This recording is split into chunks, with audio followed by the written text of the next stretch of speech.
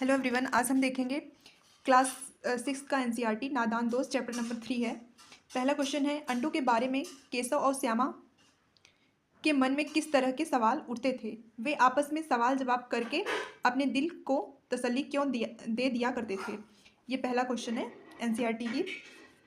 इसके पहले एक्सप्लेनेशन हमने कर लिया है, तो अब इसका उत्तर देखते हैं। अंडों के बारे में केशव और श्यामा के दिल में तरह तरह के सवाल उठते थे कि अंडे कितने बड़े होंगे, किस रंग के होंगे, कितने होंगे, क्या खाते होंगे, उनमें से बच्चे किस तरह निकल आएंगे, बच्चों के पर कैसे निकलेंगे, घोंसला कैसा होगा। लेकिन उनके प्रश्न का जवाब देने वाला कोई न था। माँ घर के कामों में व्यस्त रहती थी और बाबूजी को लिखने पढ़ने में व्यस्त थे। इसलिए केशव और श्यामा आपस में ही सवाल जवाब करके अपने दिल को तसल्ली दे दिया करते थे। मतलब उनके पास कोई नहीं था, वो आपस में ही पूछ लिया करते थे। सेकंड क्वेश्चन है, केशव ने श्यामा से चिथड़े, टोकरी और दाना पानी मांगकर कार्निस पर क्यों रखे थे। और इसका आंसर है, कार्निस के ऊपर चिड़िया के अंडे थे। केशव और श्यामा ने सोचा कि शायद अब अंडों से बच्चे निकल आए होंगे। अब उन दोनों के मन में ये सवाल उठ रहे थे कि चिड़िया बेचारी इतना दाना कहाँ से पाएगी कि सारे बच्चों का पेट भर सके, क्योंकि अंडे तो 2-3 थे, चिड़िया एक ही थी। शायद बच्चों को धूप भी लगती होगी और प्यास से भी तड़पते होंगे। इन सब जरूरतों को पूरा करने के लिए केशव ने श्यामा से चीथड़े, टोकरी और दाना पानी मांगकर कार्निस पर रख दिए थे। तो ये हो गया सेकंड। फिर थर्ड देखते हैं, केशव और श्यामा ने चिड़िया के अंडों की रक्षा की या नादानी। तो इसका आंसर है, केशव और श्यामा ने अपनी ओर से तो उन अंडों की रक्षा करनी चाहिए, पर उनकी यह नादानी सिद्ध हुई। चिड़िया अपने अंडों की रक्षा स्वयं कर सकती थी। बच्चे ने अंडों की रक्षा करने के प्रयास में उन्हें छूकर गंदा कर दिया। उन्हें नहीं मालूम था कि यदि वे अंडों को छू लेंगे तो चिड़िया उन्हें छोड़ ही देगी। उन्हें ये नहीं पता था कि अगर ये लोग उन अंडों को छू देंगे तो चिड़िया उन्हें फिर से छुएगी ही नहीं और उन्हें गिरा देगी। तो ये हो गया थर्ड क्वेश्चन का आंसर। कहानी से आगे, इसमें पहला है, केशव और श्यामा ने अंडों के बारे में क्या क्या अनुमान लगाए। यदि उस जगह तुम होते तो क्या अनुमान लगा सकते थे और क्या करते। इसमें आप अपने से भी कुछ लिख सकते हैं, तो इसका मैं बता देती हूँ।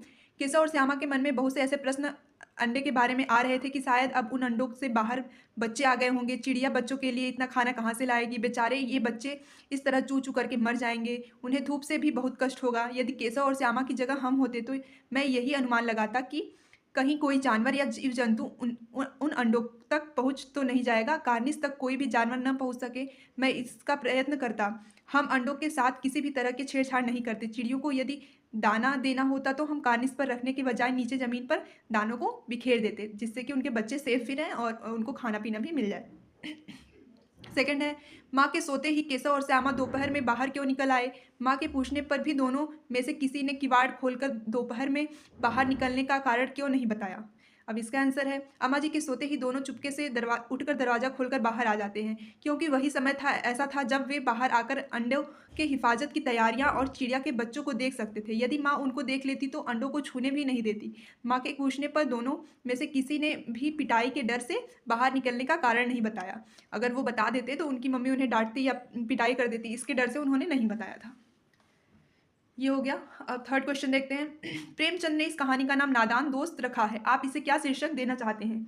आप अपने मन से भी कुछ दे सकते हैं, लेकिन हम इसका दूसरा नाम नादान बच्चे या बचपन की नादानी देना चाहते हैं। अनुमान और कल्पना, इसमें पहला है, इस पाठ में गर्मी के दिनों की चर्चा है। अगर सर्दी या बरसात के दिनों की होती तो क्या क्या होता। अनुमान करो और अपने साथियों को सुनाओ। इसका आंसर है, अगर सर्दी के दिन होते तो केशव और श्यामा अंडों को ठंड से बचाने की व्यवस्था करते। उनकी माँ उन्हें इतनी सर्दी में बाहर निकलने के लिए डांटती, यहाँ पे गर्मी में निकलने के लिए डांट रही थी। अगर बरसात का मौसम होता तो वो अंडों को पानी से बचने के लिए चिंतित रहते और उस समय उन्हें पानी में बाहर निकलने के लिए माँ उन्हें माँ से डांट सुननी पड़ती। सेकंड है, पाठ पढ़कर मालूम करो कि दोनों चिड़िया वहाँ फिर क्यों नहीं दिखाई दी, वे कहाँ गई होंगी। इस पर अपने दोस्तों के साथ मिलकर बातचीत करो।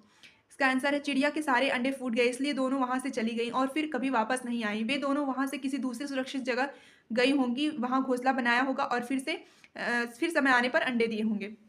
थर्ड है, केशव और श्यामा चिड़िया के अंडों को लेकर बहुत उत्सुक थे। क्या तुम्हें भी किसी नई चीज या बात को लेकर कौतूहल महसूस हुआ है। ऐसे किसी अनुभव का वर्णन करो और बताओ कि ऐसे में तुम्हारे मन में क्या क्या सवाल उठे हैं। तो इसका आंसर है, आप अपने मन से भी लिख सकते हो।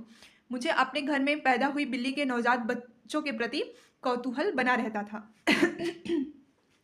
एक बार मेरे घर में घर के पीछे पिछले हिस्से में एक बिल्ली ने 3 बच्चे दिए थे। उन्हें देखकर मुझे बहुत कौतूहल हुआ। बिल्ली अपने बच्चों को मुंह में दबाकर एक स्थान से दूसरे स्थान पर ले जाती थी। उन्हें देखकर मुझे बहुत अच्छा लगता था। मैं माँ से छुपाकर कटोरी में दूध रख आया करती थी और कभी-कभी अपने हिस्से की रोटी भी उन्हें खिला देती थी। मेरे मन में अक्सर यह सवाल उठता था कि बिल्ली अपने बच्चों को मुंह में दबाती है तो क्या उन्हें दर्द नहीं होता है? तो यही है क्वेश्चन आंसर।